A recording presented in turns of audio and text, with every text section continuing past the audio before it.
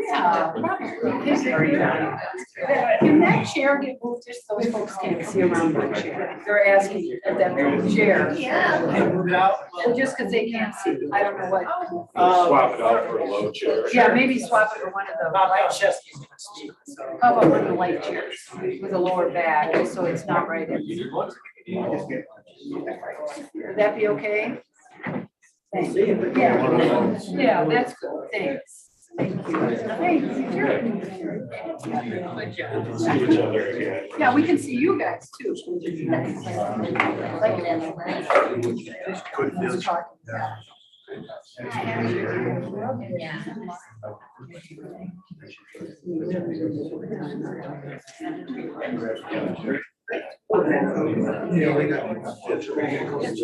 And when it gets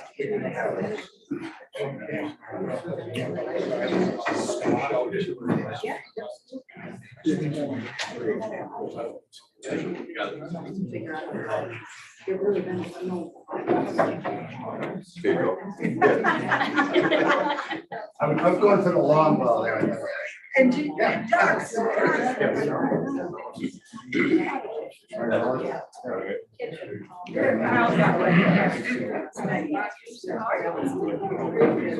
was somebody 4 days ago.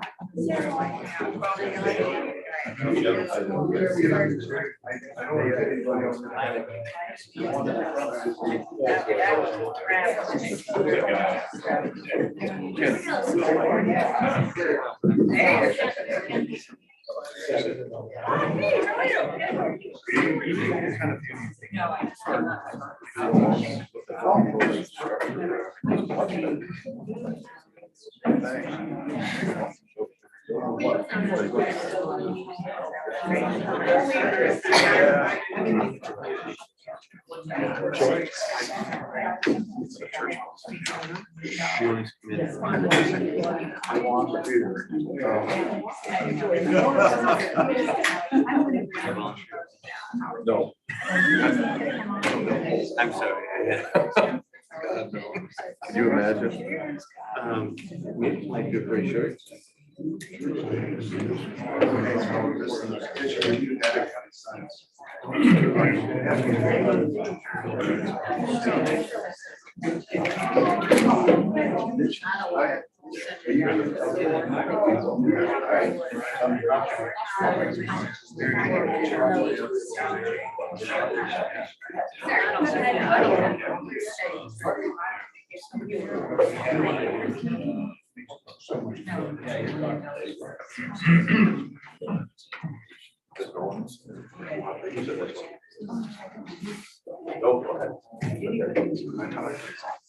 Right.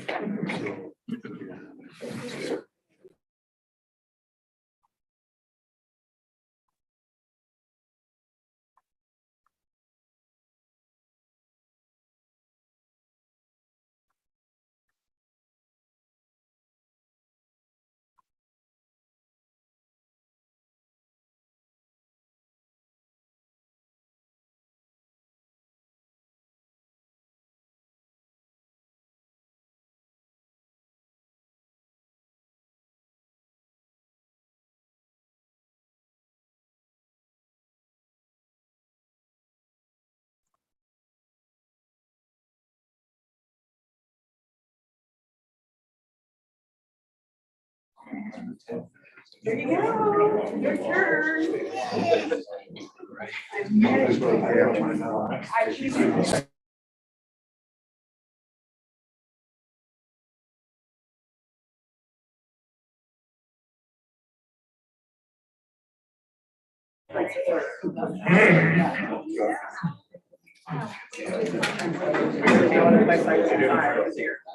Fire.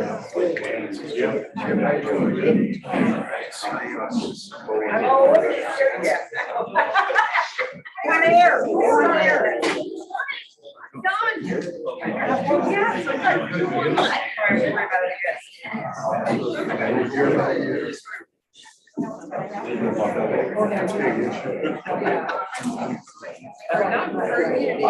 Everyone,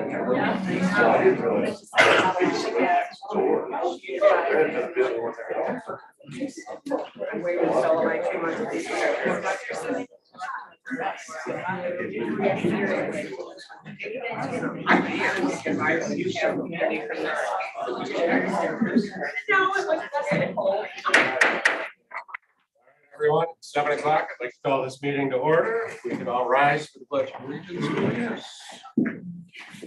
I pledge allegiance to the flag of the United States of America and to the republic for which it stands, one nation, under God, indivisible, with liberty and justice for all. Thank you. Roll call, please. Sal Dyka. Here. Nancy Rondell. Here. John Leo. Here. Matt McGarrett. Here. John Cox. Here. We do have a quorum. Excellent. And citizens comment. If you have something you'd like to talk about that's not on the agenda tonight, this is your opportunity. We have a 3-minute time limit, so get your thoughts together before you speak. If you have something to speak. And if you could give us your name and address for the record. Okay. My name is Judy Byra. I live at Hillside Apartments, 305 West Main Street, right here in Harbor. I just would like to read a petition that we signed in my apartment building. We have 34 signatures on it. And it's the petition regarding the church bells. This petition is signed by the following residents of the village of Hillside in Harbor Springs, Michigan, in regard to the church bells of Holy Childhood Catholic Church being a, quote, noise-related issue. The Harbor Light newspaper recently reported that the city was going to form a commission to review the noise ordinance due to certain individuals making complaints about the church bells at Holy Childhood being, quote, loud, excessive, and too frequent, among other issues. We, the residents of Hillside, we are located directly kitty-corner to the church, totally disagree with the complaints and wanted to be known that we love hearing the church bells, their frequency and duration. These bells have rung in Harbor Springs since some of us were children and before most of us were born. The ringing and music of the bells brings a sense of comfort, nostalgia, and peace, and they are part of the fabric of our small town. Please do not change that. So I'm not sure who to give this to. Or Nick, you, the clerk would have. yeah, okay. All right, thank you very much. Thank you. Thank That's the you. original. Thank you. Hello, I'm Ashley Sandel. I reside at 349 East 3rd Street. I am a 3rd generation person who's summered in Harbor Springs. My parents, when they got married, bought and built on Lower Shore Drive, and my husband and I have continued that tradition by recently purchasing a house on East 3rd Street. I'm here to address the hot topic of Airbnb and short-term rentals. Unfortunately, as a recent homeowner here, I live right next door to one of these investment properties. I can tell you how negatively it affects my quality of life from being here. Transient people coming in and out, 11 people staying in a 4-bedroom unit for 2 days on their way to Mackinac Island, people who come here for a wedding and decide to throw an after party at the Airbnb because they're really not part of this community. And I don't think they respect the traditions and sort of the etiquette and respect for one's neighbor that we all hold so dear.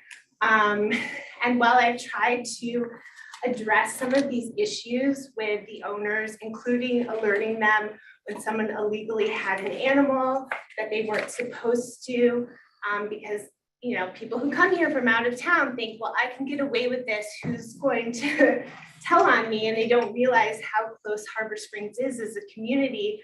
I understand for them that this is their, additional income. So I would just like the city to keep in mind as we start to address whether or not Short-term rentals should be part of the fabric of the downtown community, to think about the type of people that we're attracting via Airbnb versus a minimum 2-week rental, and also the type of homeowners that we're attracting. My husband and I, we come here for a large amount of time from our home in Los Angeles.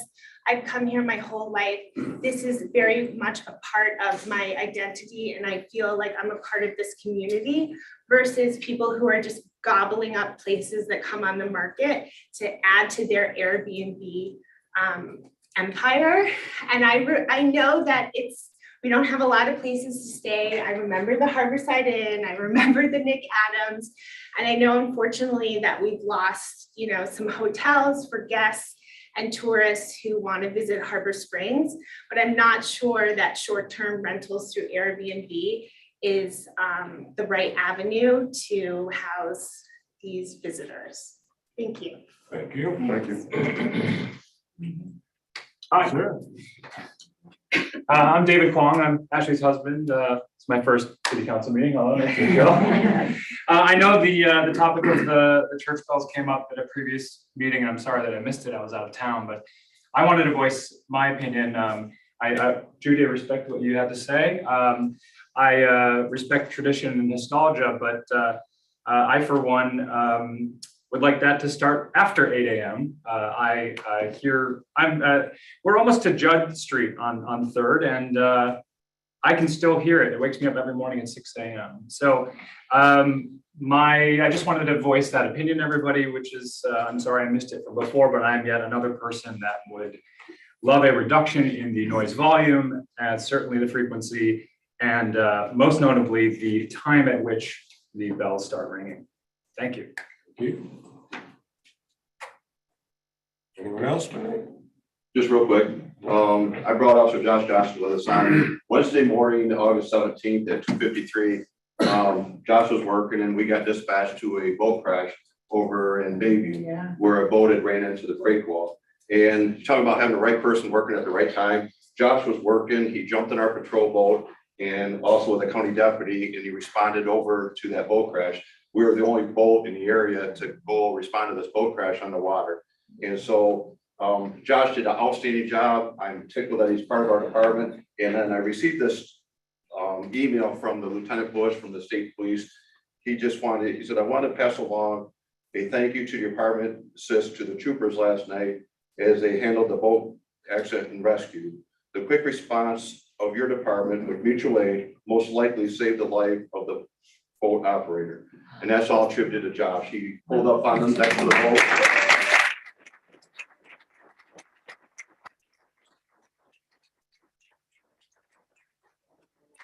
Officers who shows up all the time. I see the officers was out there as well.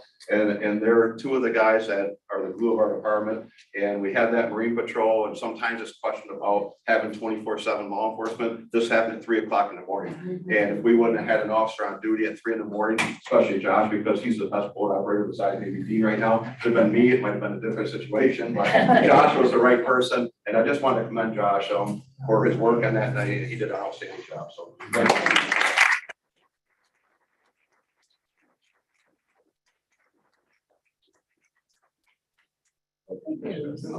Okay. I guess ladies first. My name is Martin Nolan. I live at 511 Arbor Street. And I am questioning, but also stating, there is an issue of dog population in my neighborhood. And so I don't know if there are ordinances, you can only have X amount of dogs or so many dogs within a certain parameter. But what happens is that one set of dogs starts barking and the whole neighborhood goes up. And I don't know what to do about it. So I'm appealing to this body to put it on the next agenda or do whatever it is that you do. Okay. Thank you. On the jams, I guess. Got cut off again by a. Oh, please. Sorry. We'll get. Okay. All right, I'm gonna go ahead and give each one of you guys one of these forms.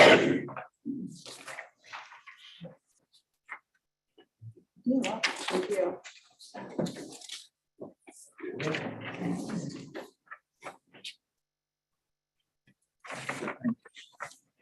Thank you. My name is Shannon Duncan. I live on South State Road here in Harbor. I have 3 kids in the public schools here, and I'm pretty much just coming as a concerned parent and citizen. I'm just gonna do a small back part of this with a bill, and then I'll read my informative letter more.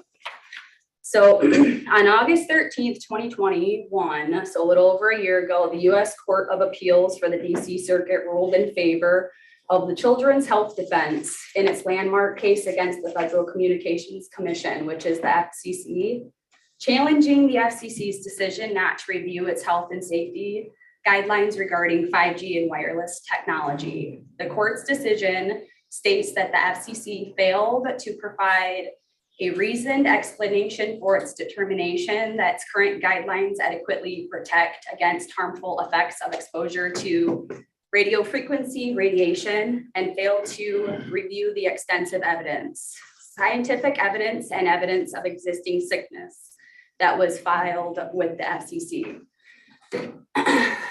Most people don't have any idea this is even happening in this town. I would like to ask each member of the council here to ask yourself honestly what you know about 5G technology, the electromagnetic fields and radio frequencies that come from it.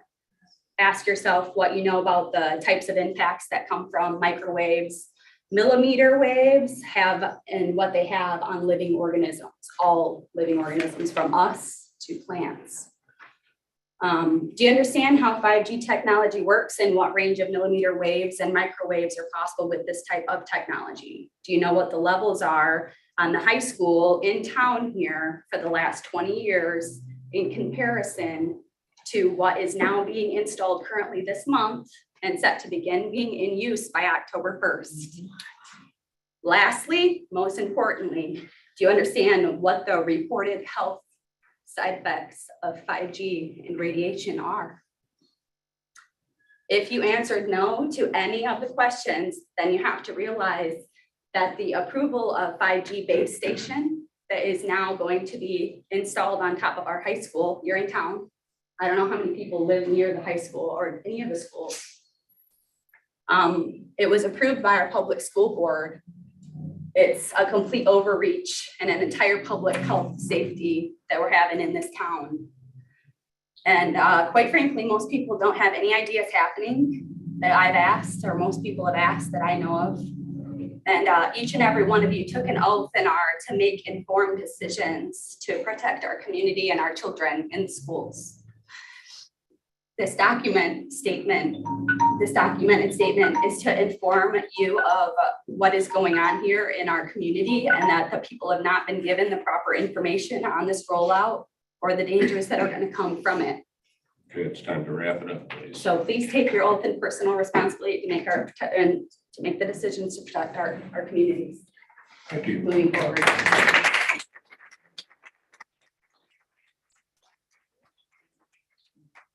My father, James Spears. I am 150 West Main Street. I have the bells. And I guess just again, as the gentleman who just got up, this is my second time. So it's I'm appreciative to learn the forum of how to do public debates and such. But I would request of the city council if make another motion to modify the previous vote of reviewing the town noise ordinances to exclude the Carolyn bells as well as the hard bells. I think the hard bells are excluded already. It's in the city ordinance. So the Angelus will ring at 6 a.m. and noon and 6 p.m. But the Carol bells I like to have excluded from the noise ordinance evaluation. Thank you. You're welcome.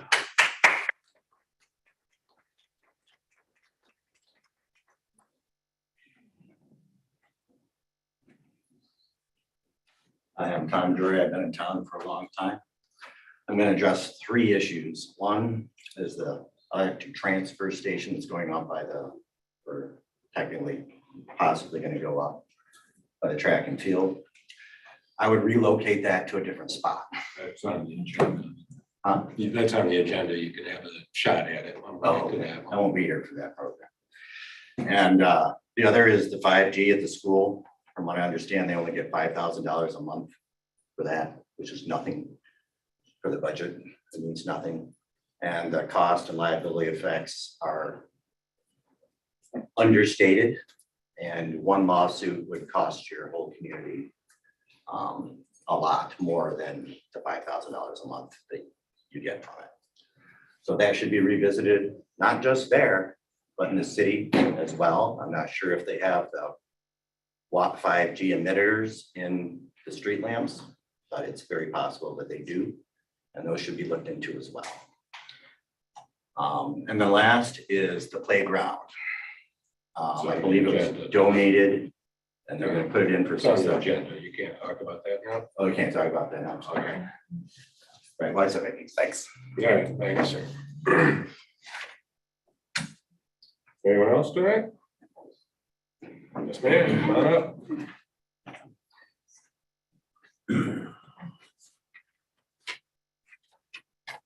My name is Tammy Brosey. Sorry, I missed the beginning part of this. I was trying to get home from work. And so I just heard about I just would like to talk to you guys about the bells. About, I've lived all around the country, different places, lots of small towns. And almost like in every small town, there's always been bells.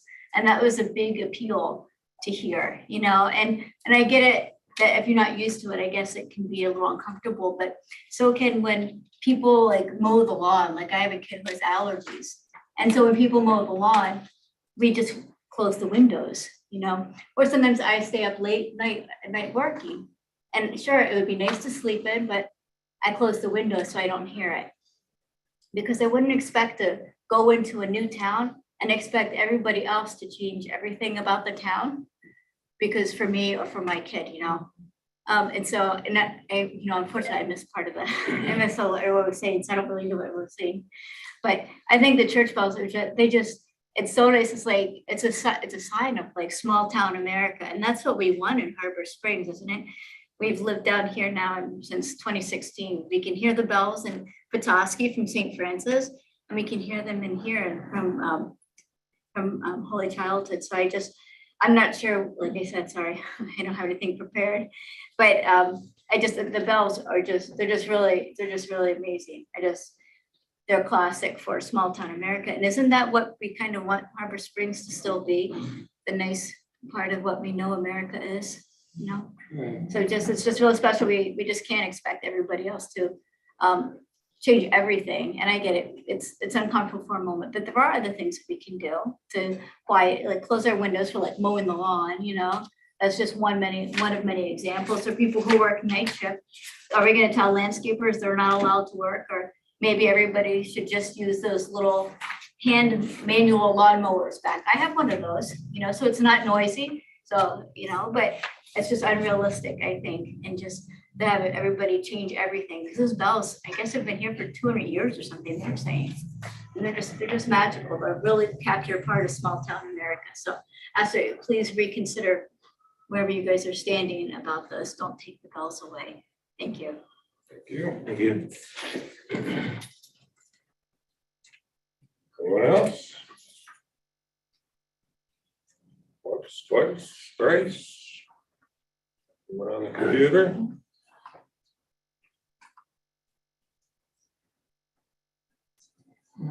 Okay. So we'll talk about everything good on the consent agenda? Those good? Motion to approve. Second. John Leo, Yes. Matt Bagheera, Yes. Nancy Rondell. Yes. John Cups. Yes. Al Baker. Yes. Motion carried. Okay. Yes, on to the meat of the meeting. Yeah, is Bob Palczewski here?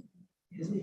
Bob, all right, he's in the back. All right, Bob Kaljeski is going to give an update to council, his semi-annual update on the cemetery board operations. for cemetery.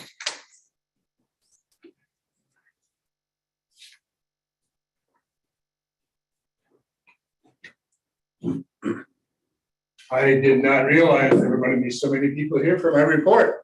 That's why they're all here. And I'll tell you, in the last 2 years, I've gotten a lot of praise for my report. My name is Bob Kalashewski. I represent the city of Harbor Springs on the Lakeview Cemetery Board, along with Mr. Robert Sanford from West Traverse Township and Richard Schiller from Little Traverse Township. We form the Lakeview Cemetery Board. We have two employees, John Weber is sexton and Johnny Peters is his right-hand man. The only way to give a report about the cemetery is to kind of let you know what's going on in terms of facts and figures. We meet 3 or 4 times a year or whenever we really have to. But right now we had a new auditor and he put a really good report together. And his report was from Dan Smith and Company. 2021 revenues were $223,000. $59,000 is program revenue and $164,000 is general revenue. And overall expenses totaled $177,000. So our net position was $401,000. Sales of lots was $32,700, which is well above expected. Grave openings were $18,000, well above expected, and charge for services was $8,000. So our fund balance at the end of 2021 was $228,000, which was $55,000 over budgeted. The revenues were $29,000 more than budget, and the expenditures were $23,000 less than budgeted. So we came in at $53,000 over budgeted in terms of this picture of the cemetery. So basically we're doing really, really well. But we have 2 guys who are really good at what they do. Over the last number of years, we purchased new equipment or refurbished what we had to save money. The guys are really good at that. And if you've not gone up to the cemetery, please do. Newer activities, if you drive through the cemetery, you'll see that we've had the roads all seal coated and patched, and they look really, really nice, and that was pricey. Holy Childhood is part of our cemetery. We are on the right-hand side, just off of Ann Street, but we do everything with Lakeview, so we were done as well. We could not believe that John this summer reminded us we had no American flag at Lakeview Cemetery. And he had talked with some people and he got together with an area up there that is, if you go up to the maintenance building and then go towards the lake a little ways, you'll see the new flagpoles. There's an area up there that was put aside by the Grand Army of the Republic for Civil War veterans and First World War veterans to be buried at no cost. That's the area where the flags are. The American flag has a solar light, so it's lit at night, and all 7 services are represented by a flag. Along with the Holy Childhood Cemetery on the Lake Ann side, or the Ann Street side, we have also erected a flagpole like the one down in front of Holy Childhood Church, which will have the American flag lit at night, Michigan flag, a POW MIA flag, and a Vatican flag on that arm. All the flags will be taken down at the close of the cemetery and stored for the winter. We're not going to winter them through the weather. The roads look fantastic. A couple of the things on our radar, we still are talking a little bit about a fence project, but it's not high on our list. And we're also talking about increasing the cost of grave sites because we are the lowest in the area. And we're going to be discussing that tomorrow. Last year's report mentioned that the auditor thought that there was some weaknesses in our financial responsibility, the way we transferred information and funds and such. And so our new audit did not find that to be a problem. So, but like everything else, you have to trust people who do business with you. So I know we've got some good guys. The other thing on our radar is John Weber is retiring next year. So we have gone ahead and asked him to see if he could find somebody who would be willing to work, who we would hire in the spring, would work all summer with John Weber and take over at the end of 2023. So right now, everything is looking good. The guys keep the cemetery looking very well. Every year we have an expansion in trees and brush, things of that nature. It's a heck of a cleanup job, and those guys do a great job. So all things considered, the state of the cemetery is excellent. We have obviously no complaints. So I just had the first experience of selling lots back to people, and I'm telling you, that was a nightmare, but we got it done. Because I'm chair of the Holy Child Cemetery Subcommittee, so I work with Father James. So that is my report on the cemetery. Any questions? Very good. Thank you.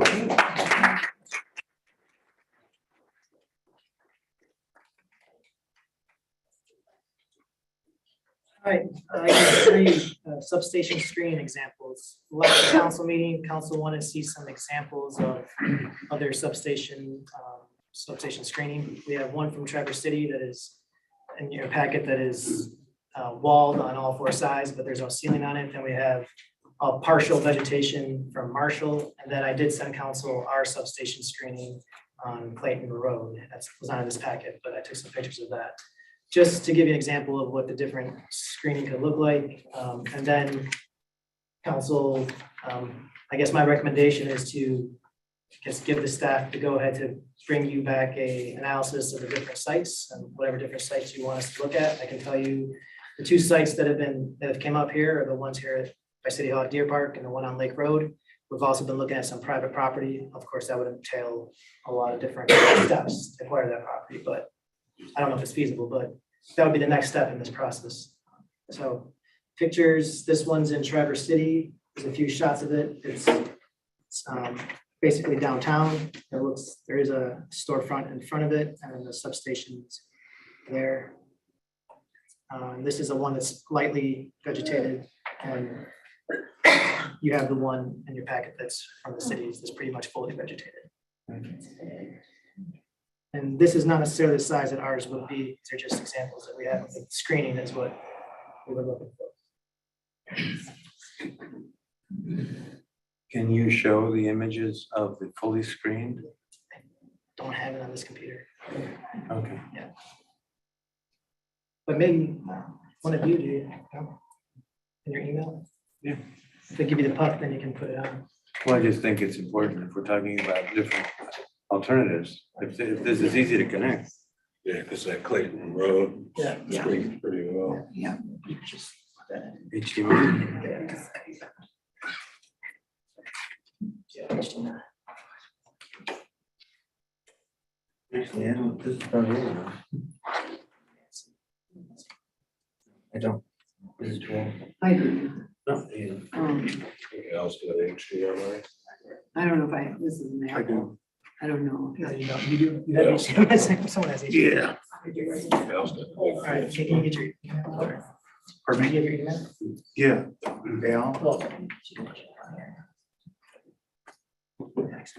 at the plate, the one that says Clayton.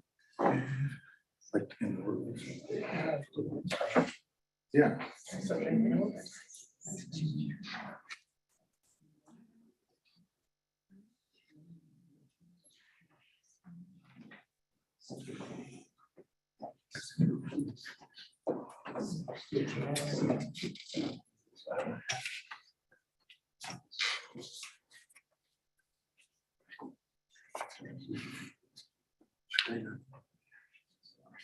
Right, wait, these are a bunch of yours. Yeah.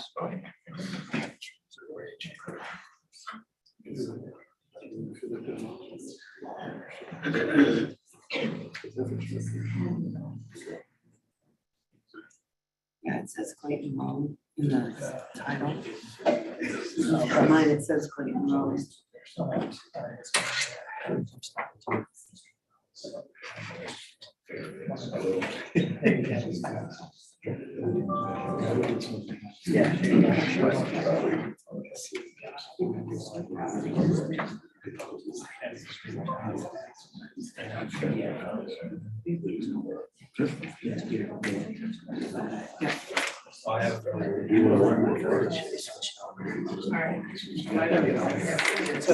Scroll through that. Yeah, there's 3 of them now. Yeah, there's 3 of them. Scroll down and. So yeah, that, what you see on the screen right now is the city's substation on Clayton Road, about 5 miles east of the town. From the road. From the road, yeah.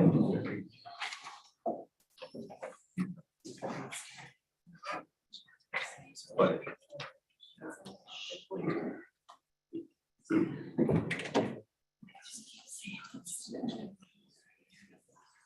Clayton Road is the road that goes up to the, Golf cart hideaway, former hideaway. playground up on. All right, so yeah, those are. Interrupt, but I thought it was Yeah, important yeah, that thanks. people be able to see Yeah, more those are- signatures. All right, so I guess I'll go back to my screen, but those are just a few examples that we have. Of course, each of them provide a different aesthetic and obviously a different cost. I know when the city installed the substation at Clayton Road, they purposely bought bigger trees, spent more money on more mature trees. The ones you see here in Marshall are clearly put in as pretty young trees. And With the they're- idea that they'll grow together. Yeah, but it'll take much more time that way. And of course, Traverse City, more expensive to put up a building. But it fits right downtown because theirs is downtown.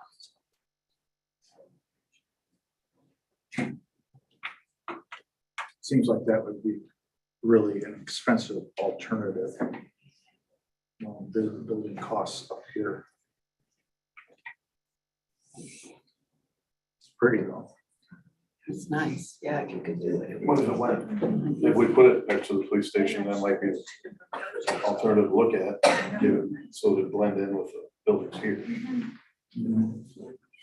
Versus cost of some of the other options. You know, and that's why the cost benefit analysis of the different options, right? You know, each are gonna have their own costs. You know, if you're talking about Lake Road, you're talking about removing a lot of trees, it's gonna cost a lot of money. And planting more trees, gonna cost money. If you talk about going private property, it's acquiring property is gonna cost money or getting easements. So, you know, and that's why we should wait probably for analysis, but if council wants to go ahead with that analysis based on properties we have discussed, we can do that, but you wanted to see these screens just.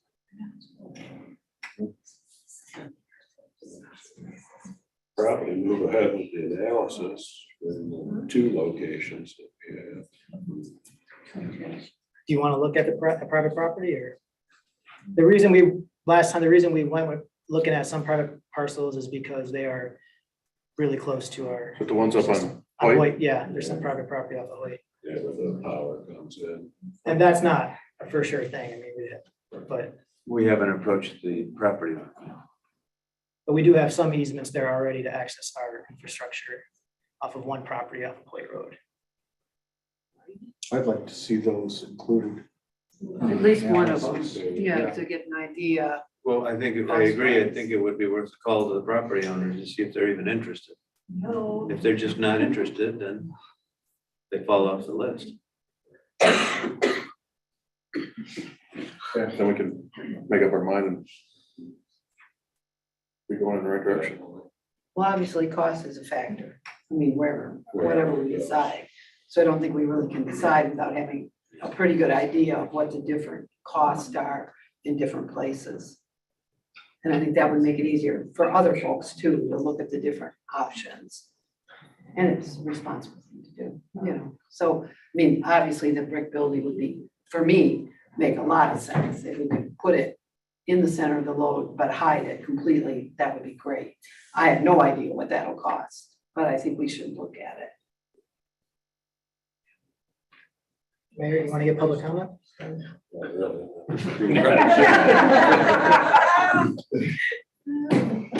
Okay.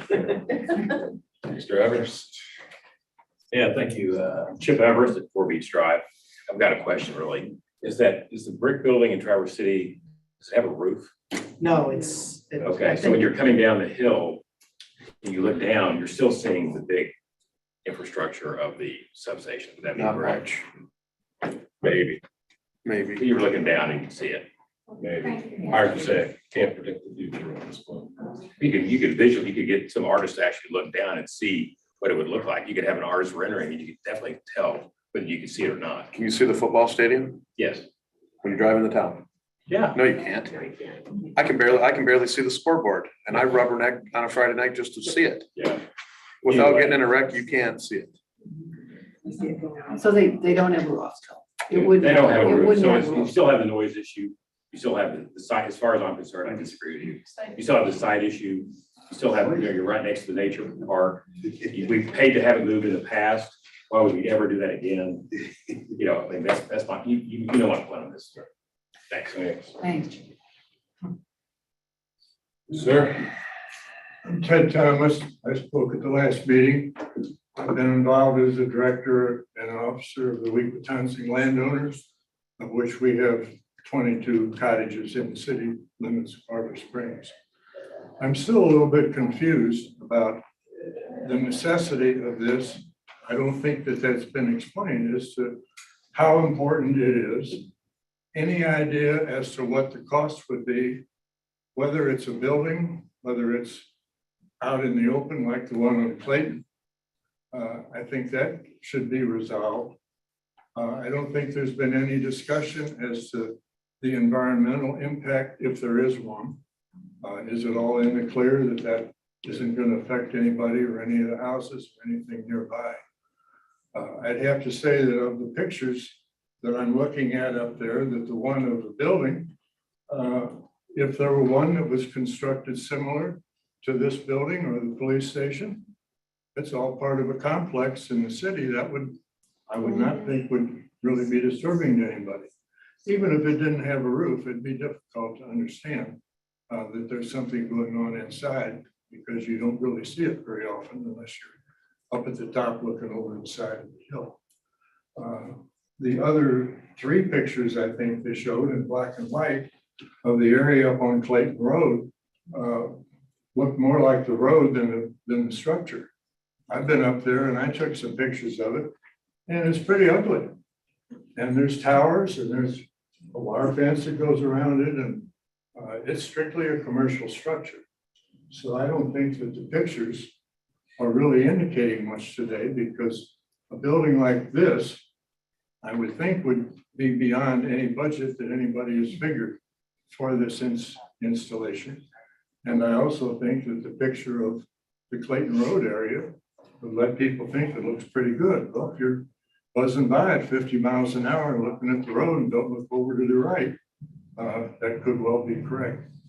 So I feel like I felt at the last meeting that there's an awful lot of issues that we as spectators here would like to know. Maybe everybody here in the council knows it. But I don't think that we have been presented with enough issues for us to be a negative or a positive reaction. Thank you. Thank you.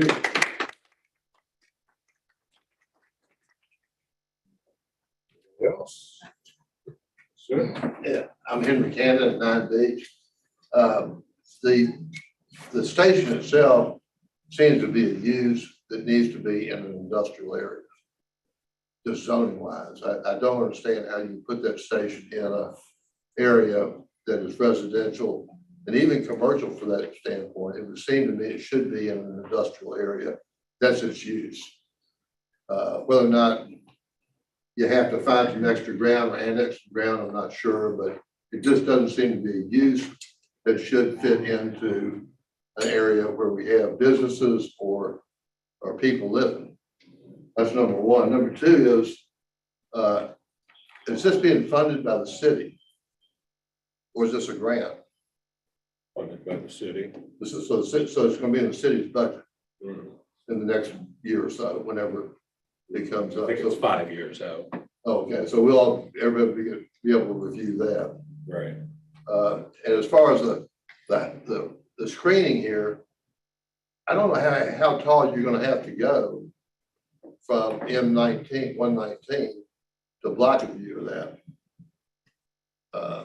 I know Mr. Cup said, you won't be able to see it.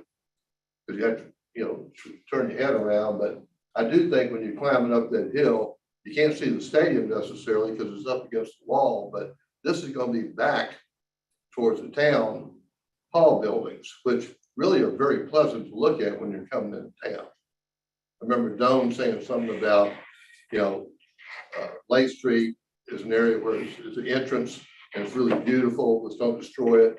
I think the same thing is when you come down 119, you look down at City Hall, and it really is a nice look. And I mean, the stadium's beautiful, the buildings are beautiful. You just started to twist this thing around a little bit where it should be, I think, back in an industrial area where it's not pushed into a new area that changes it. I just like y'all to consider that. Thank you. I'm Christy Cannon. I'm with Henry, 9 Beach, and I just would like to bring up the environmental sense of this. I'm a mother, I'm a school teacher. I don't think this needs to be around kids. I don't think it needs to be around nature. And my question is, have you conducted an environmental impact study? Because under law, you're supposed to. And under law, you're supposed to reveal it to the public. And I went online and I could not find anything. So I would like to see how this will impact our environment. Because, this is kind of the Green New Deal that's out there. And I'd like to know with all of these, wires and energy and electricity, how that's going to affect the nature preserve, the baseball diamond up there, the stadium, the deer, the elderly. How will this affect us? I mean, we've listened to people talk about the wires up on top of the high school. This is all of our concerns because we are part of this community. So I just would like to throw that out there. I would like to see some kind of environmental impact study. How will this impact all of us? Thank you. Thank you.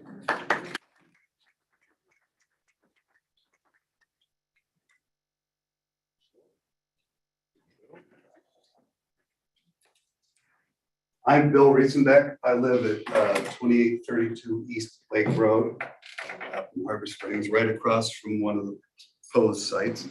I believe council has gotten a petition tonight from over 70 people from the area up there, suggesting that they consider putting it somewhere else than there. If council were to look at that area, I would think that they would realize that that's not a good place to put a substation. And everyone that I've spoken to says, what?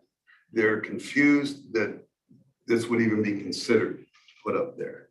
I do have one other question. According to your 2006 electrical distribution system study and 5-year plan, it suggests that Harbor Springs is a summer peaking utility, more than doubling shoulder month peaks for just a few short weeks during July and August. This wide swing and system load peak requires significant transformer and conductor capacity that is essential only for a short time during the year. My question is it really necessary to build a new facility when Harbor Springs decided to put the power station out on Clayton Road and they allowed for expansion? Would it be cost effective in the long run just to upgrade the system they have for the peak system power needed during July and August? Because the rest of the year, apparently, according to what I've read, I'm not an electrical engineer, I don't understand this, but from what it says here in plain print, it's not needed the rest of the year. So my question to you is this really necessary to do this? Or can the existing system we have be upgraded to cover the 2-month period that this is needed for? Because apparently the rest of the year is okay. That's my question. Thank you.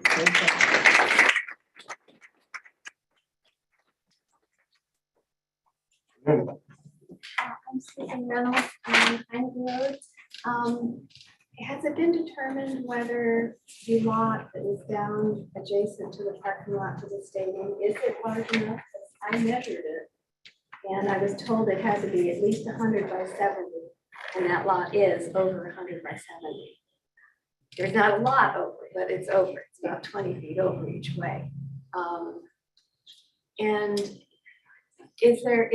does if it's put in a building, does it have to all be done at the same time? Can the exterior walls be done and the roof added, in stages, or does it have to all be done at the same time? And can we include local groups and associations to help raise money for the difference that you would need to build such a building?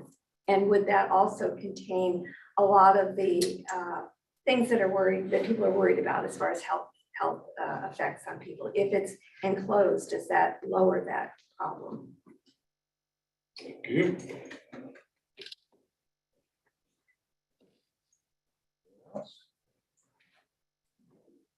I'm Gail Everest, 4 Beach Drive. I just have a question. Why was the substation removed from this property however many years ago? Why did we move it in the first place? Anybody know? I'll talk to that. Might refer to, yeah, I was on the council then, and it was ugly down here. Okay. It was really ugly. Once it was inadequate, we had to rebuild it anyway. And the then council really wanted it out of sight. And so we put it out of sight. We put it at the sewer plant. And I think it was a good decision then and a good decision now. And I personally I would encourage it that we, even though it's not as efficient as putting something in the center of the load, I propose that we build it out there anyway.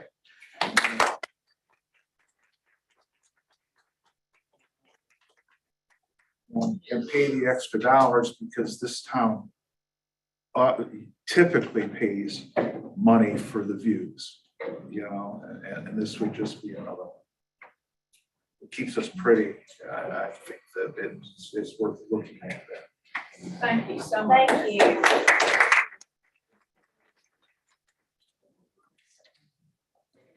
I was gonna have a similar comment. I don't know how much a brick building would cost. Would it be $750,000, $1 million? Would that be equivalent to what it would be to put it out in the township? I think that was the main issue with locating it further out, right? We just don't know at this point. We're trying to get to that point. That'd be good to have some numbers to compare, like the cost of this expensive We're trying to building get to. Working on it.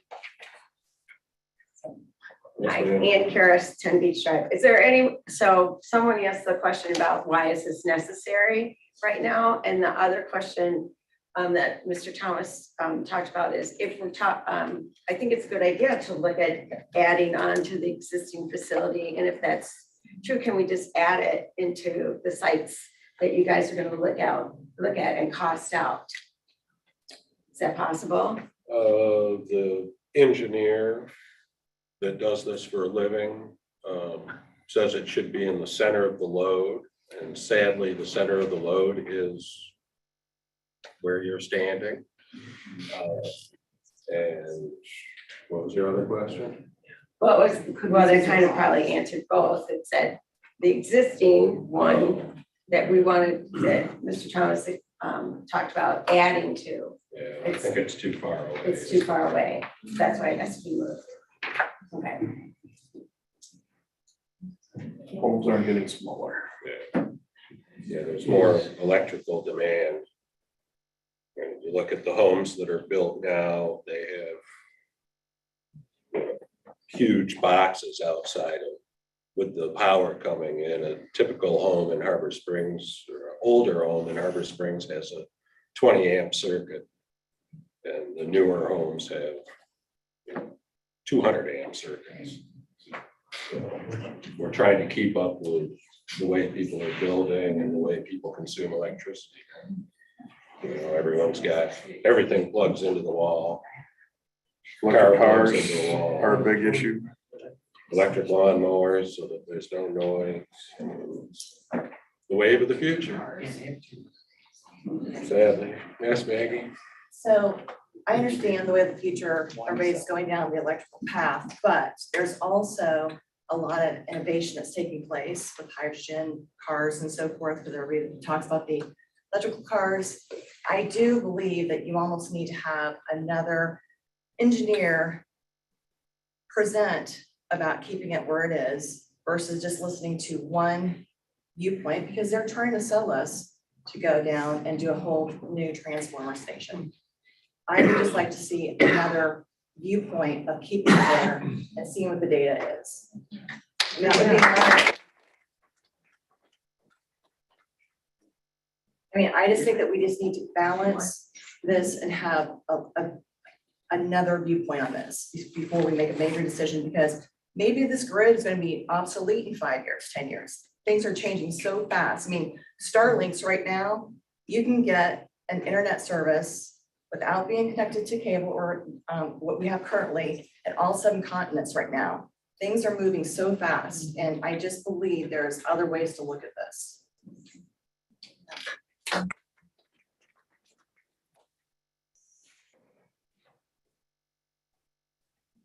Well.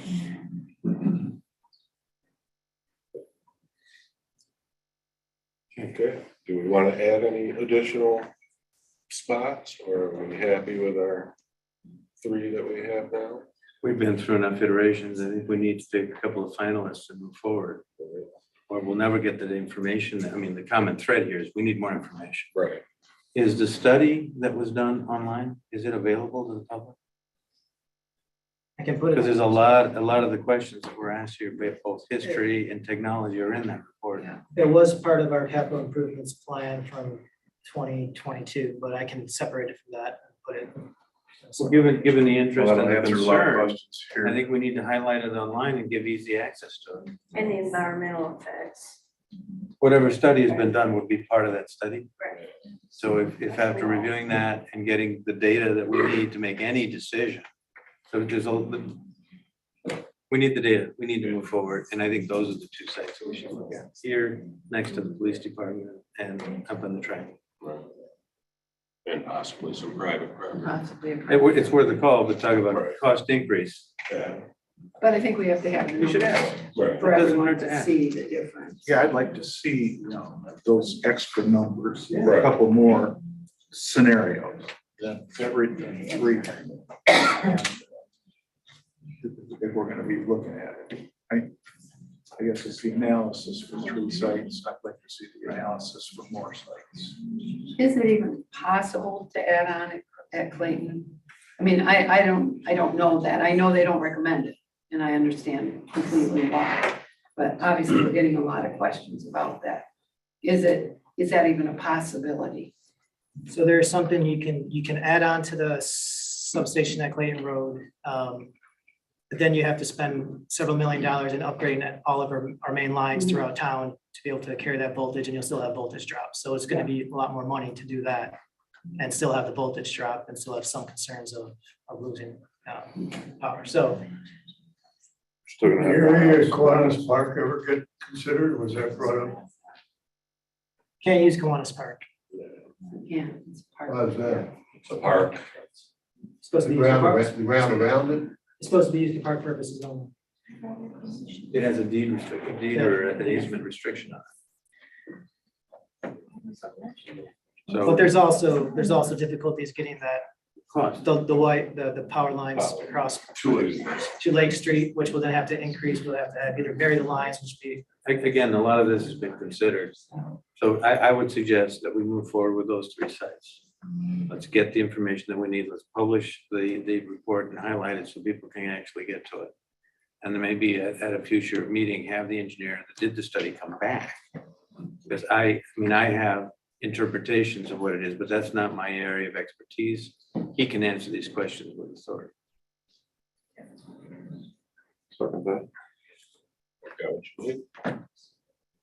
Got a motion? That's- Second? John's We motion. got a question here. When you say these are the only two sites you're gonna consider, could you not consider something more in the industrial area? I mean, there's still ground between the school, or I guess the elementary school, the tennis courts are, and the industrial area. There's a lot of wooded area between that and the park going east. It seems like, I mean, can't you find another location that would be more suitable for this type of use? I mean, just you don't shut the door on saying it's gonna be either this or that. There's gotta be something else that this can fit into that would make everybody happy. You can make everyone happy if you throw enough money at the problem. Excuse me? You could make everyone happy if you could throw enough money at the problem. I'm not trying to throw money at it. What I'm Well, no, trying to say is that the uses in planning, and I'm sure y'all are on the planning, you want to try to keep these uses in a certain area in overall planning. And if you start piecemealing these things and moving them in and out of places, you're gonna ruin the whole planning of the area, I think. Now, that's just my opinion, but I would like y'all to consider some areas where you have industrial now and see if there's a way to find some ground in that. I don't know how much ground do you need? How much ground do you need? So that location, the industrial areas we have, How much ground do you need for the utility station? depends on how it's shaped, a lot. I mean, How many square feet do you need? Well, this could be 100 by 70, but I mean, it depends on access. You have to think about access. You have to think Right. about, it's not, so I'm trying to say, it's not just the substation, it's also the lines that feed into the substation. I understand. And it's also, It's complicated. there's a lot more to it. Yeah. And the industrial zone, we checked that out. It's further from our main line from Hoyt Road. And it's, But it would be cost effective and also on the overall planning to be saying, I'm not trying to piecemeal planning and put some use in the middle of something that doesn't fit. I mean, you gotta look at the big picture here. That's no, we all I'm do, saying. these are community properties, so community district properties can have. That's all. Didn't mean to interrupt. I just want to make sure. Why we're here? I have a motion on the table. We've got a motion. We We've got move a on. Thank you anyways.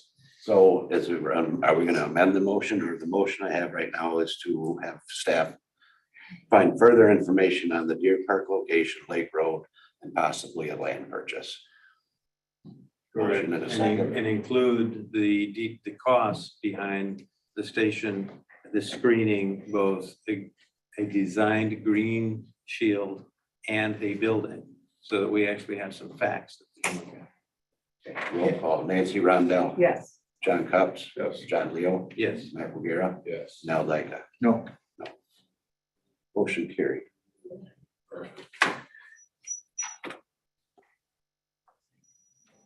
All right, item 3C, Boardwalk replacement fundraiser update.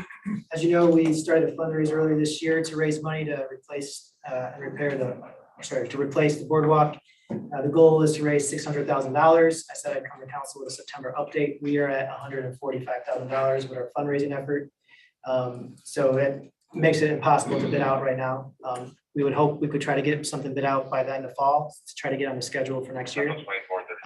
So that's where we're at. If we don't get money for it by the end of this fall, it's probably not going to happen next spring, and it may happen next fall. So we got to reach out to some more donors. Hopefully they can commit. We still have a lot of work to It's a do. lot of money to raise. Have we received any feedback from other funding sources, from other groups that are raising money? So we did find out that we do have the final 501c3, so we're going to be moving really strongly going forward. I think because of some of the last meetings we had, people had reservations, but I think now that we have full coverage of 501c3, that we will be able to move that aggressively. So we still get funds coming in, like, a little bit at a time, but it's not what we need.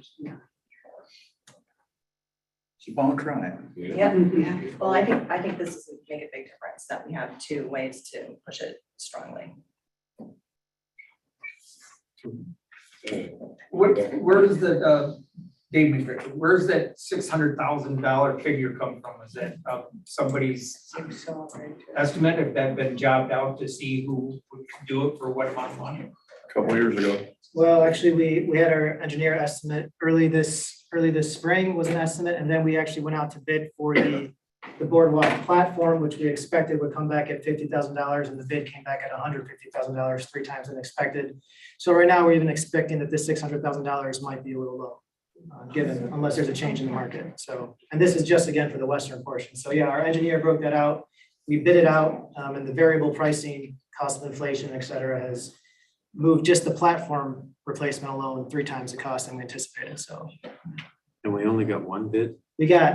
We only received 1 bid for that, yep, that could do it for spring, or by then, yeah, so. And that would do the whole thing. We got one that was just. Just for that, was just for the viewing platform. Yeah. For the platform. So we don't even have enough money just to do this viewing platform based on that 1 bid. Would it help to wait until the economy, cools down a little bit and the prices come down? It could help. I mean, we could help to wait, but we don't know where the economy is gonna go, and we don't know where prices are gonna go, and we need to start raising money we need to keep on raising money to do it, because otherwise it's gonna stay closed for a while, and we don't want that.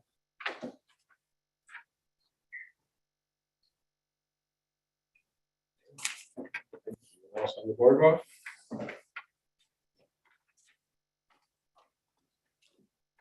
All right, playground equipment. So the planning commission met on Thursday to discuss the reinstallation of the playground equipment at Soren Park.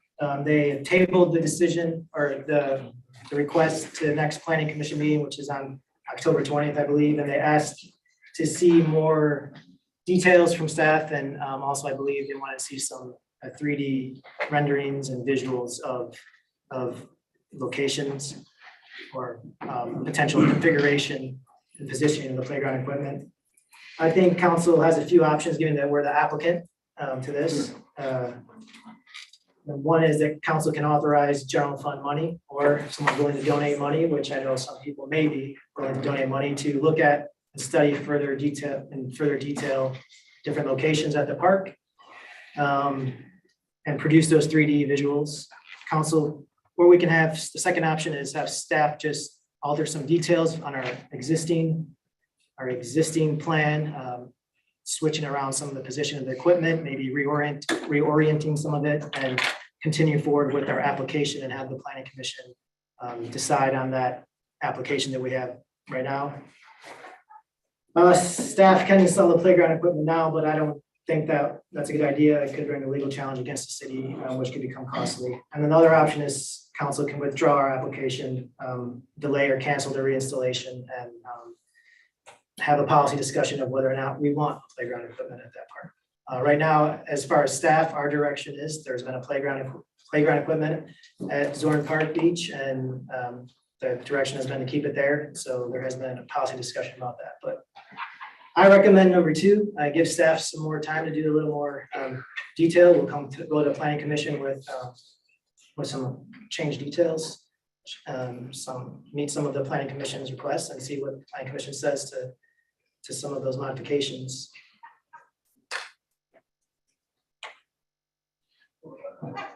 I make a recommendation, let Rachel do her job. We were all involved in the planning commission, one form or another.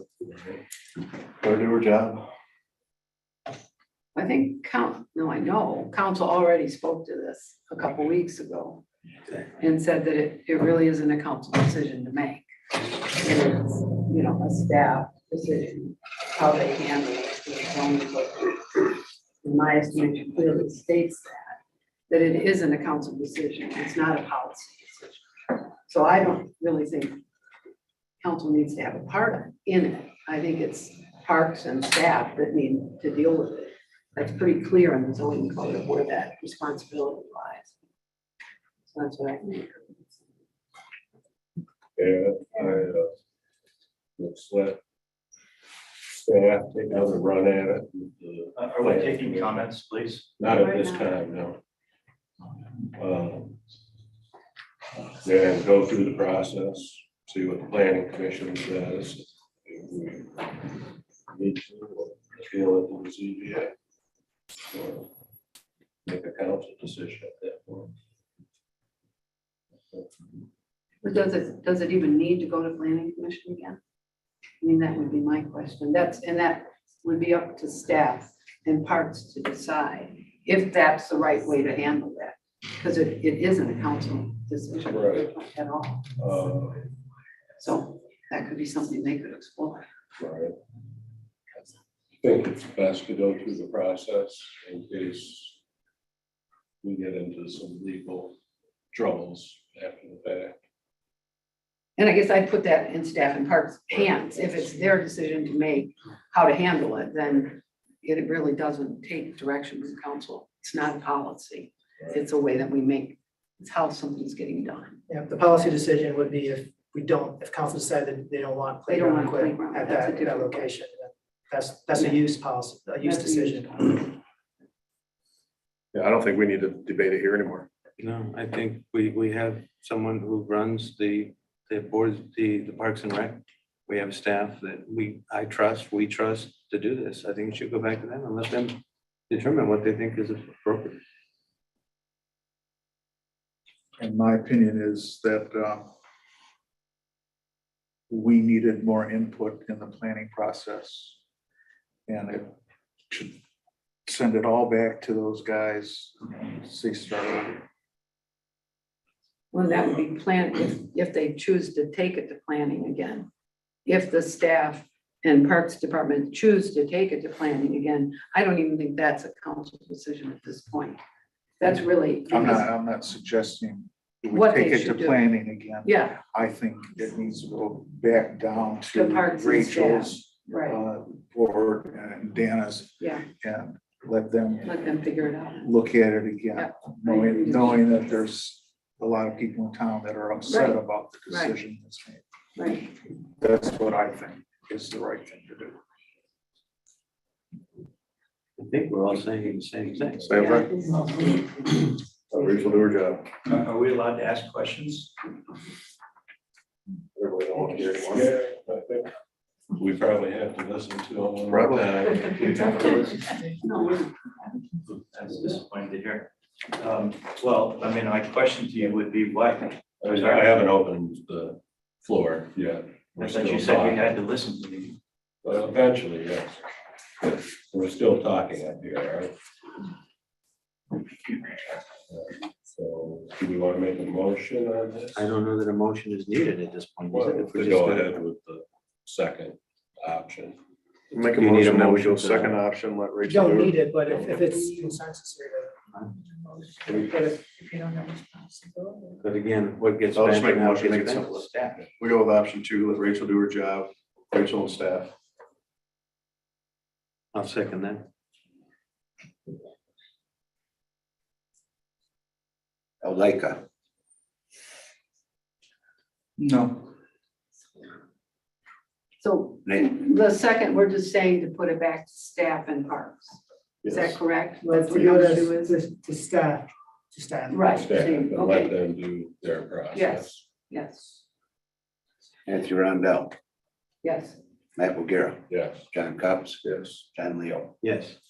motion carried. Okay. Now, if anyone wants to speak, this is your opportunity. Hey, Matt. Come on up, Roger. Firsthand today, I went to the beach. And I went swimming down there. It's great. It's a nice clean beach. It's water's about 65 degrees.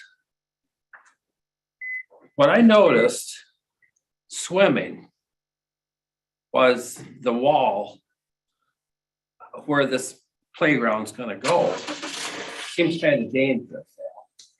There's a drop off there, couple cables. What would have to happen to prevent safety to stop somebody from getting hurt? Same thing that's been happening for the last, however long that wall's been there. Yeah, but there wasn't a playground in there. It is a playground, it's a park. It's a park. Park. but not a kid's playground with toys that are gonna be installed. That's why that was installed on the sand originally. Dave, there's one speaking. That's okay. I'm against it. I don't like the idea. I went swimming down there. It was beautiful today. You know, you're swimming along, you look over there, it's just a clean cut, grassy environment. It's beautiful. Picnic tables, sand, ducks. About 10 ducks came to say hello. But I talked to, apparently, there's a law against putting it back where it was, in the sand, is that correct? Something. There's some issue that you can't put it back down at the other end, I guess, because of the sand, is that what it is? It's not ADA compliant if it's on the sand. Is that what it is? Yeah. Okay. Yeah. Look at the picture there. Look at this picture that my dad took. 30 seconds left, Roger. How many? 30 seconds. Oh boy, I gotta talk fast. There's the old Lehman Boathouse. I've been going there for 60 years. Hey, I think it should just be left alone. That's my opinion. I think there's a better location to put the playground. So I don't know. I'm against it. Good, thank you. Thank you. Anyone else?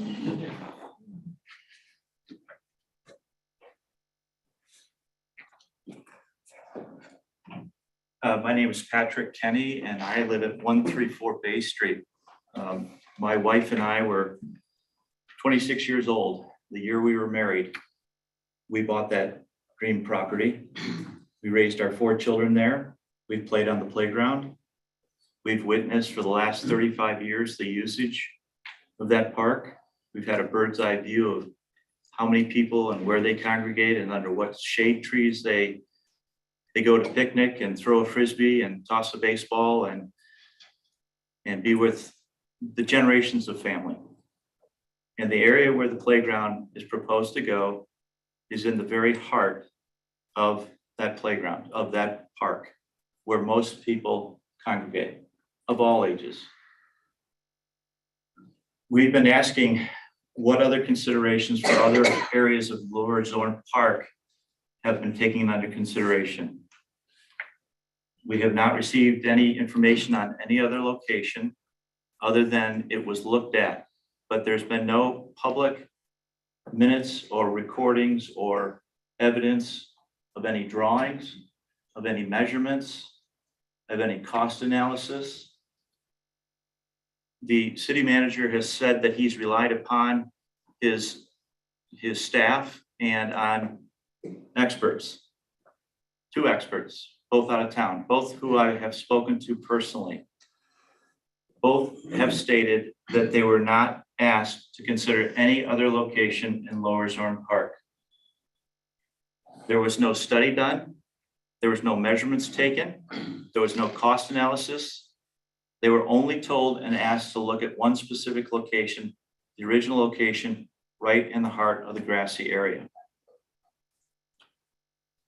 Again, I think that if we're going to rely upon experts, I think we ought to at least get the experts who have been and living and raising families and using that park, which is absolutely the most iconic spot in all of Harbor Springs. That's undeniable.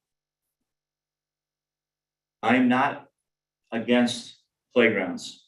I'm not against children having areas to play. I am for using that park for its natural purposes. And when it comes to the playground, I think we can find an alternative location in Lower Zorn that makes more sense. I believe and have been told by both experts that there is viable options to where it's been located. I'm asking for time.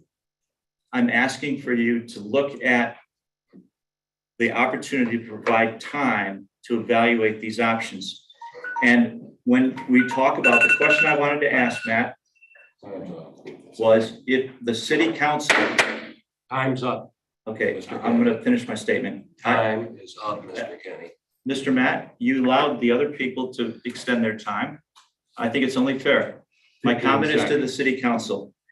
If you don't think that your job is to consider another location within Lower Zorn Park, then whose job is it? Because that resides in your authority, in the city council's authority, in order to consider other locations. So I implore you to take that responsibility. Thank you. Thank you. Okay, we have Lucas Vanderzee, a DPW director, has raised his hand. Lucas? Hello, everyone. I would like to make a couple of comments about it, that this was not something that was looked at shyly or anything like that. I've seen the other proposed areas that some of our residents have spent money on. And they put the playground equipment right over critical infrastructure. Not to mention the sewer main that takes everything from Harbor Point, Woods Drive, everything on Bay Street. So if we want to put this where it has been proposed by other people, they want us to locate this equipment right on top of infrastructure that if it were to be a critical situation where that infrastructure was damaged, then we would have to remove this playground equipment before your house was even unflooded from effluent. Because there's a sewer main and there is also a 24-inch storm sewer that collects all the artesian flows that come from the west half of town, 4th Street, whatever. They actually run underneath Holy Childhood. There is a 24-inch storm sewer that runs underneath that church that comes through our park and then dumps out down in there. We have added a storm sewer filtration system so we could keep debris and things out of there, thanks to Molly Baker and some of the other students. They got money and came to city council to propose that spot. This would all be east of the cannon, which is also where everybody that sits up there knows a veteran. How many people have been to that park on Memorial Day? The exact spot where this has been proposed to go is right where everybody would stand to stare at that flag and memorialize the veterans that have come from this town. So there is a reason why myself and Rachel chose not to put it over there. And it is exactly for that community reason. That's what you people need to know. That's what you need to hear. There is a spot there. It has been considered for safety, for everything. That's all I have to say. And that's it. Thank you, Lucas. We have Dr. James Kenny. Yeah, hi, this is James Kenny. I'm Patrick's son. So, I think we just need some clarification. And quite honestly, I've got zero experience with city council ever, but every step of the way, there's been pushback. We've asked questions about several different issues, and the city has not responded. So, for example, we said, you mentioned that this is done with the public knowing. However, there was the agenda, the minutes, the videos online, no mention of the proposed location. Your public works defender just said that other places within the park were considered. Let's see those drawings. Let's see those configurations. Those were not done.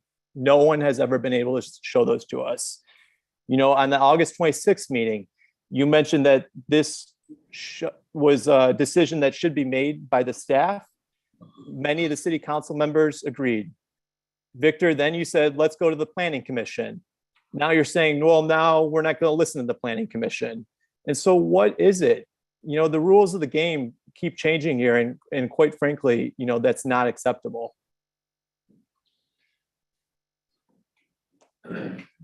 Lucas? First of all, James, yes, it went Wait back a to minute. the I planning got it. commission. How can you go back to, Mr. Kenny, Mr. Excuse Mayor, me? how can you go Excuse back? me? How can you go Lucas is back to him? Because he's a staff. Well, so we didn't ask, this is public comment. No, it's not. Excuse me? Well, then I You get to had your respond. chance for public Go ahead, comment. let him. Okay, Lucas, so, Lucas, no. when you said that it's going over permanent infrastructure, Come on, Mr. Kenny, what, you're allowing you've me? had your 3 minutes. But I didn't know that he was gonna have an opportunity to counter everything we're saying, so allow me to counter his. It's not a debate. That's not how it works here. Okay, all right, so this is unfortunate. All right, Lucas. So go ahead. yes, the point is, and on that eastern portion, we looked at all of it. The reason we didn't get cost estimates or anything like that is because it's over infrastructure. The only question I would like to ask you at this point in time, Patrick, is if that sewer main that runs underneath that playground equipment gets damaged and we have to spend extra time before your house is flooded, how would you feel? That's my job. How far down is the sewer line?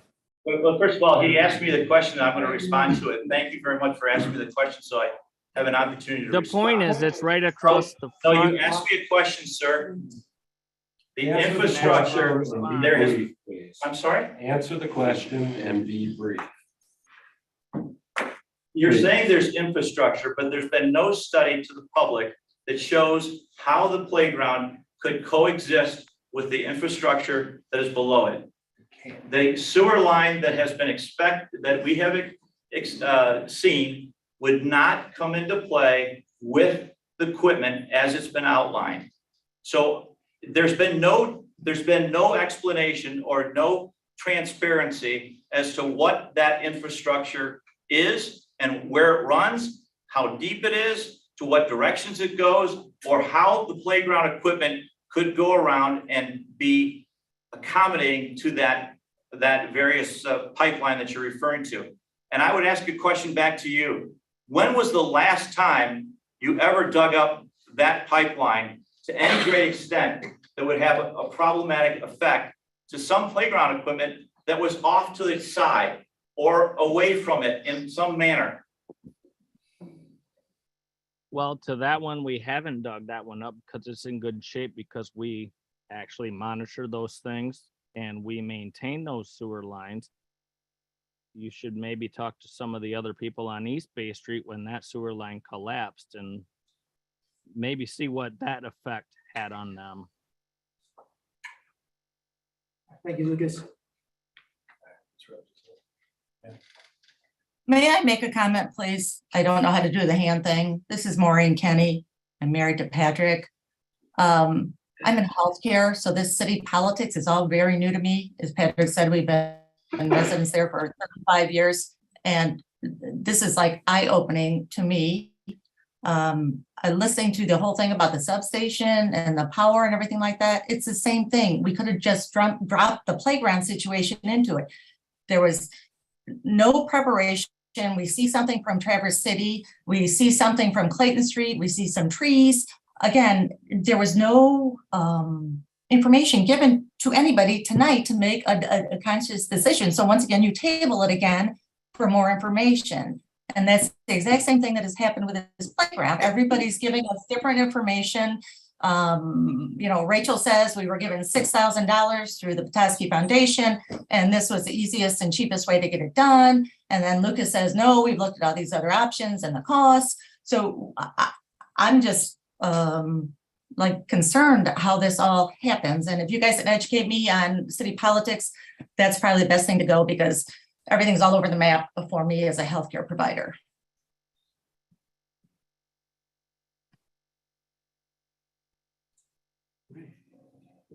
Anyone else for public comment? Miranda Miller. Miranda Miller. Here we go. Go ahead, Miranda. Hi there, can you hear me? Oh, yeah. Okay. Well, you know, all I can say is that the shell game continues to be played here.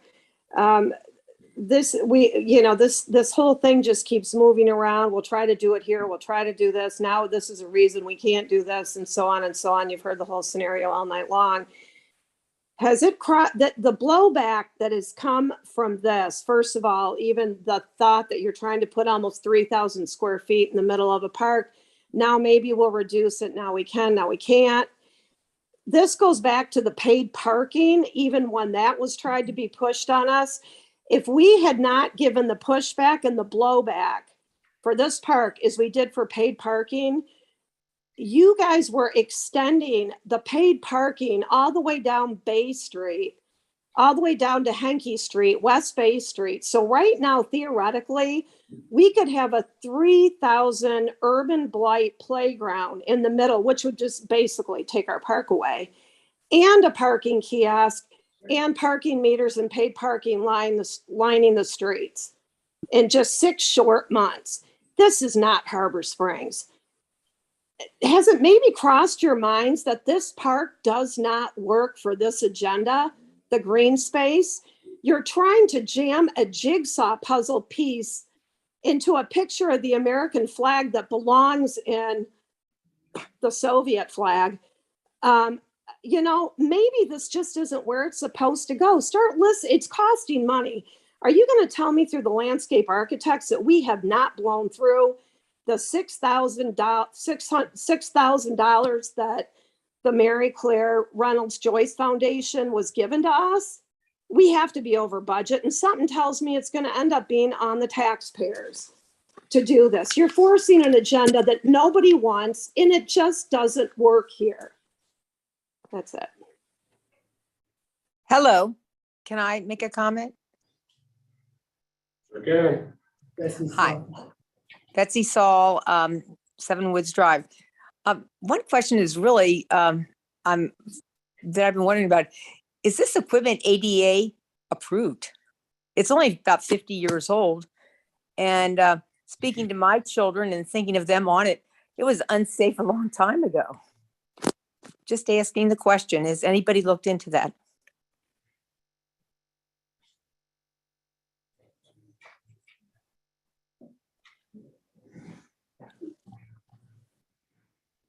Anyone else? Do I get an answer, or is that just blow me off? Comment. It's not ADA compliant. It's not It- 50 years old. Pardon? I did not hear you. Not ADA compliant, and it's not 50 years old. How old is it, please? I don't know. Rachel, you know. My daughter is 50 years It's 11 old. years old. Betsy, it's 11 years old. It couldn't be. Well, it was replaced in 2011, so yes, it's 11 years old. Oh, it was replaced, okay. And it is ADA. No, it's No, not. the equipment's not ADA. The surface that we're proposing is ADA. Okay, so why are we worried about ADA sidewalks and everything when the equipment's not even ADA? Because it's the law. It's because we can't put it back in a place that's not ADA accessible. I hope the city does not get a lawsuit over this one when a kid falls off of that unsafe equipment. I am so sorry.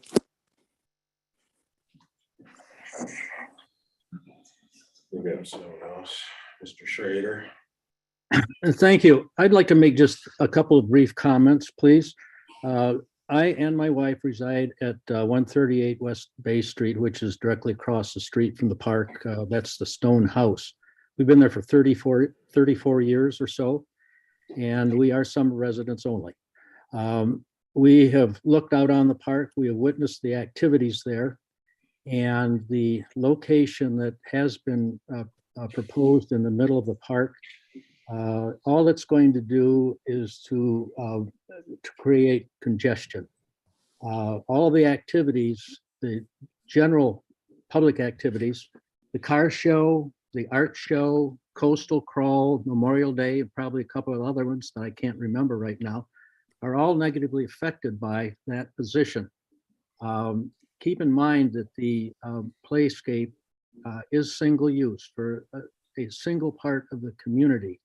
And while I recognize that playgrounds are important, our daughter used to play on the swing sets down there at the beach, and I'm in favor of it. I just think that the location in this pristine center portion is an incorrect use of the park. By the way, the master plan suggests that we maintain the views wherever possible, and having this right in the center affects everybody's view to a negative extent. It's going to create all sorts of congestion. The people that sunbathe, that have picnics, are all going to be moved to different areas. And it seems to me that a better location someplace, it'd be on the eastern side of the park or someplace perhaps on the north side of the upper Zorn Park. Just someplace else could be better use. Thank you very much. Thank you.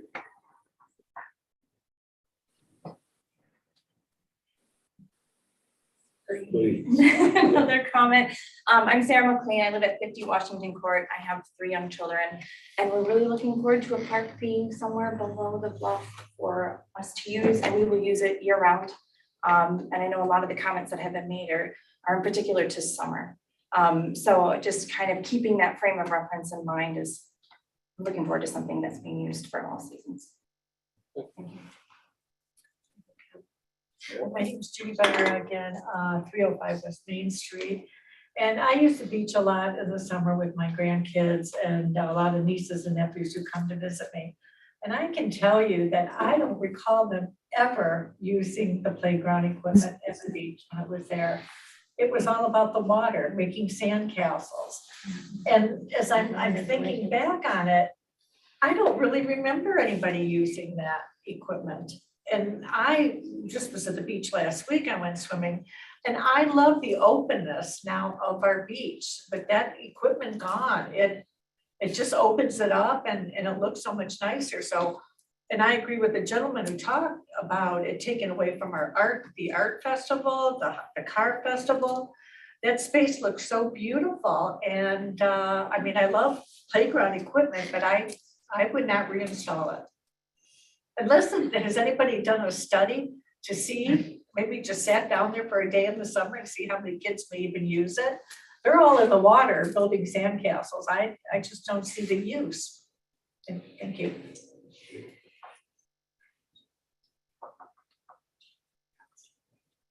Anyone else? Oh, there we go. Are they going to use the same equipment and just install it in a different place, or are they buying new equipment? Just reusing the old equipment. Reusing it. So is it gonna be safe? Is it old enough that it should be reused, or should The equipment's still safe to use. it's still safe to use? Yeah. Thank you. Anyone else? Okay. I guess we're moving on.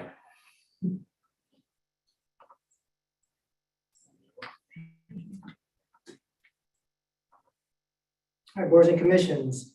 We had 4 applicants for the student representatives to serve on our boards, which we have 4 open spots. Max Bassett for the planning commission, and he was on the planning commission last year. So welcome him back.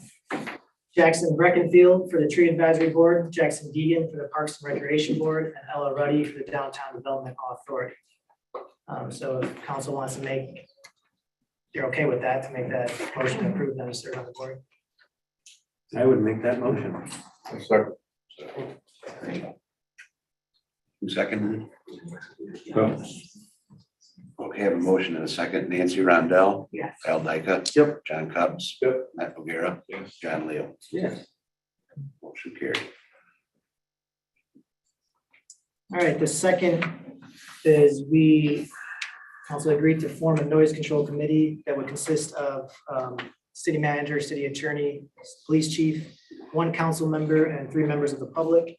I guess council tonight would choose one of you council members to serve on that, as well as 3 members of the public. We had 8 applicants, 6 of them were registered voters and 2 were not registered to vote in Harbor Springs. So I don't know if you guys want to tackle the public first, or if you want to tackle which one of you in the council wants to be on this committee. I don't want to be on the committee. I'll just show up with my Harley. I'm out.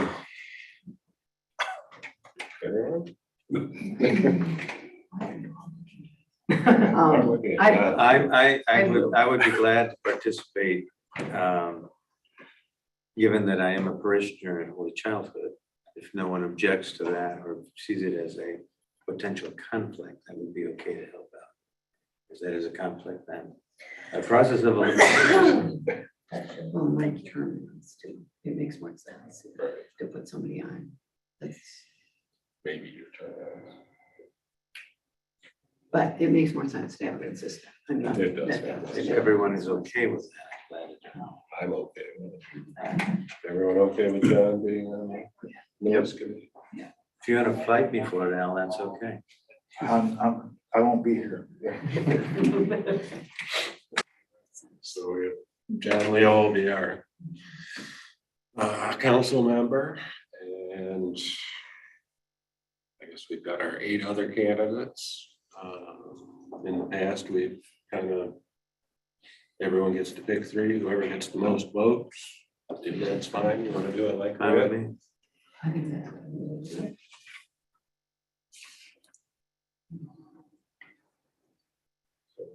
Good. Yeah.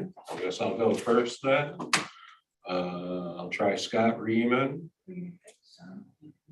And Bob Buckner and Ron Rubicki.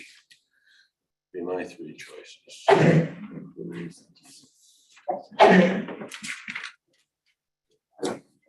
Well, you're What is- keeping- what is continued? I would say Ashley O'Reilly, Kate Headley, and Mark Robicki. I don't know which is his first name. There's 2 different first names on him. I'll do the same slate as our mayor.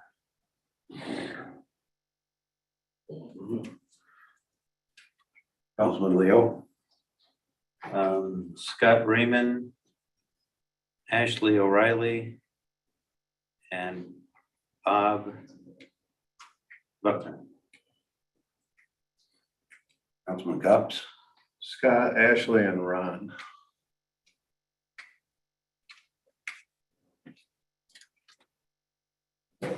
okay, I have 4 for Scott Raymond, 4 for Ron Rubicki, 3 for Bob Buckner, 3 for Ashley O'Reilly. So we have a tie of Ashley O'Reilly and Bob Buckner. An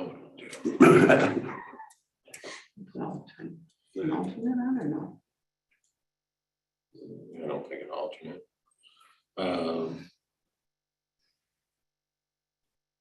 As being the mayor, I would just propose that we put Bob Buckner on the committee. Very good. So Harbor Springs registered voters will be Scott Raymond, Bob Buckner, and Ronald Ripicki, along with John Leo from the council. Yeah. Done. Okay, Parks and Rec. We have 1 position open, and then we have Susan Clark had resigned. She's been traveling for the next several months and just won't be able to make it. And so we have 2 applicants, Molly Billing and Sarah McLean, who's here. We also have a reminder of 1 term ending in December, so someone come up for reappointment there. But we have 1 position open right now. Well, I'd like to see Sarah McLean on the board. Second that. I would too. Yeah, I agree. Sure. Unanimous, please.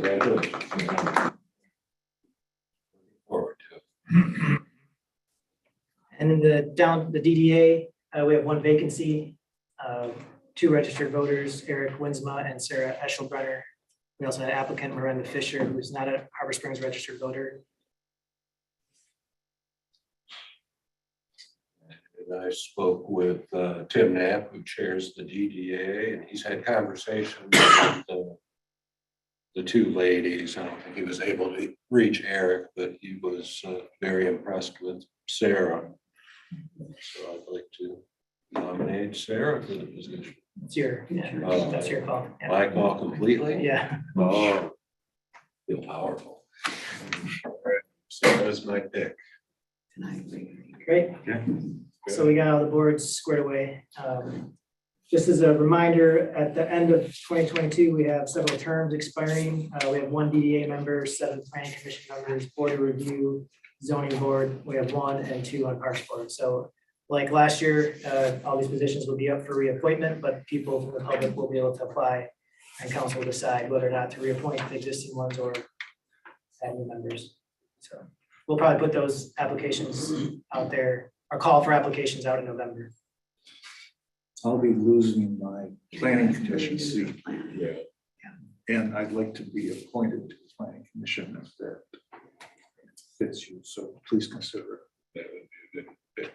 Appreciate you staying in. All right, real quickly, our city manager report. The sidewalk replacement project on State Street between Snyder and Lake has begun and should take about 2 weeks to complete. M119 near Harrison will probably be closed through much of October as MDOT works on repairing the washout. Fall brush and leaf cleanup begins on October 3rd. So a reminder, we've created a monthly newsletter that we'll be putting out the first of each month to just a couple pages long, just to communicate information to residents as another means of communicating what's going on here in the city. In a lawsuit update, the Court of Appeals has issued a favorable ruling for the city in the Freudenberger lawsuit. So that's great news. And thanks, Jim, for representing us in oral argument at the Court of Appeals. Finally, the city is hosting a tree planting day on October 8th. That should be 11 a.m., not 11 p.m. DTE Foundation donated 20 trees to the city, and Relief is helping coordinate the planning. Relief is a nonprofit organization that did our tree planting event with us last year.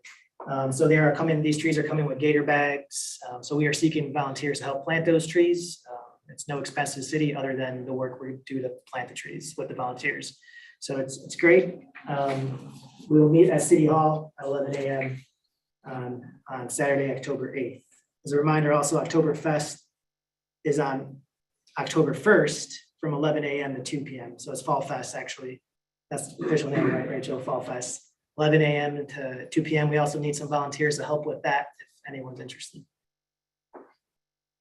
Quick, we had DDA after meeting on September 14th, talked about the Merchants Walkway and the Main Street tree bed gardens. Will be coming to council sometime in October for the TIF renewal and DDA downtown development plan hearing. As you know, the Planning Commission reviewed the city's proposed playground installation, and the tree board reviewed the October 8th tree planting event, and we are beginning to create a streetscape and park tree planting plan. So that goes along with our tree plan, which says we should be looking forward to planning what our parks and our streets should look like when it comes to tree scape. Then, as usual, a bunch of MPPA and MEA meetings and other meetings that I had in the past month or so. That's all I have.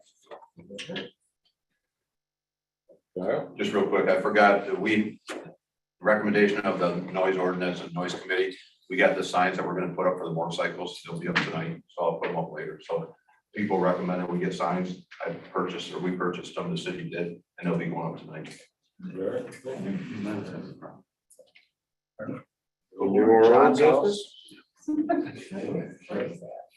are all? No, I'm good.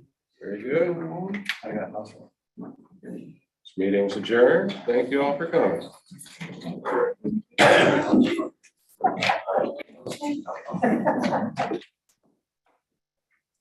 That's awesome.